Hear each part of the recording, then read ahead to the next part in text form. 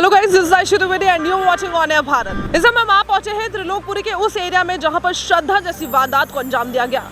अब आपको बता दें, यहाँ पर अंजन दास केस सामने आया है जिसमें एक पत्नी ने अपने पति की अपने बेटे के मदद से हत्या की। उसके बाद उसके शव को टुकड़े करने के बाद फ्रिज में रखा और ये वो एरिया है जहाँ पर वो अपने पति के शव के टुकड़े डंप किया करती थी, जिसका सीसीटीवी फुटेज भी सामने आया है। आप देख सकते हैं मेरे ठीक सामने एक दुकान है जहाँ पर बताया जा रहा है कि सीसीटीवी फुटेज यहाँ से ही निकल करके सामने आई, जिसके बाद ये खुलासा हो पाया कि एक पत्नी ने अपने बेटे के साथ मिल करके अपने पति की हत्या को अंजाम दिया था। और वो इस एरिया में, क्योंकि बताया जा रहा है त्रिलोकपुरी का ये एक रामलीला ग्राउंड है जहाँ पर कूड़ों को डंप किया जाता है। कूड़ों को डंप करने के साथ ही आप देख रहे हैं कि मेरे पीछे बहुत ही चहल पहल वाला एरिया है और ये वो लोकेशन है। अगर आपने देखा होगा कि सीसीटीवी फुटेज सामने आई है वो यही बाउंड्री की है, यही सेम वो बाउंड्री है जो आपको दिखाई दे रही होगी सीसीटीवी फुटेज में भी।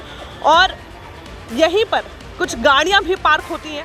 मैं अपने सहयोगी कैमरामैन को बोलूँगी कि वो एक बार कैमरा पैन करें और दिखाएं किस तरीके से गाड़ी खड़ी होती है। हालांकि जो वारदात हुई है वो जून महीने की बताई जा रही है, मई या जून के बीच की, तो इसके वजह से अभी यहाँ पर कई नाले की शायद सफाई की गई है, तो वो थोड़ा सा सीसीटीवी फुटेज से अलग सा लग रहा होगा। लेकिन अगर आप ध्यान से देखेंगे तो यही वो लोकेशन है, यही वो एंट्रेंस है। अगर मैं आपको फिर से दिखाना चाहूँगी कि यही वो एंट्रेंस है, ये बाउंड्री, और बाउंड्री के अंदर अगर आप देखें, आप आएंगे तो यहीं पर वो कूड़े का ढेर लगा रहता है। यहीं पर कूड़े का ढेर जो है डंप किया जाता है, जिसके साथ साथ कई मवेशी भी यहाँ पर आते हैं चरने के लिए, क्योंकि पीछे झाड़ी है और ये एक छोटा सा शॉर्टकट भी माना जाता है जहाँ से लोग निकल करके जाते हैं। आप देख रहे हैं मेरे पीछे बहुत सारी चहल पहल अभी भी आपको दिखाई दे रही होगी। यहाँ पर सामने रोड है, लेकिन जिस तरीके से उस घटना को अंजाम दिया गया, ऐसा बताया जा रहा है कि जो औरत थी जिसने इस घटना को अंजाम दिया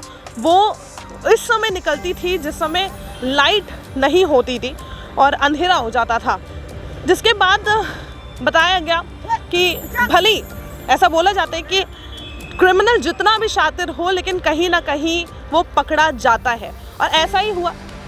हालांकि जब शव के टुकड़े यहाँ पर कुछ लोगों ने देखे तो उनको लगा कि ये मानव शरीर के ही हैं, जिसके बाद पुलिस को इस बात की सूचना दी गई, जिसके बाद ये पता चला कि ये इंसान की ही हड्डियाँ हैं। हालांकि जांच करने के बाद भी ये स्पष्ट नहीं हो पा रहा था कि ये पहचान नहीं हो पा रही थी, पुलिस पहचान नहीं कर पा रही थी कि ये जो हड्डियां हैं वो किस इंसान की हैं। और क्योंकि अक्सर ऐसा होता है कि कोई ना कोई मिसिंग कंप्लेंट फाइल होती है, लेकिन मिसिंग कंप्लेंट भी फाइल नहीं की गई थी, जिससे और ना ही कोई डॉक्यूमेंट्स, ना ही कोई दस्तावेज ऐसे थे जिससे ये साबित हो सके कि ये किस इंसान का जो शव के टुकड़े हैं।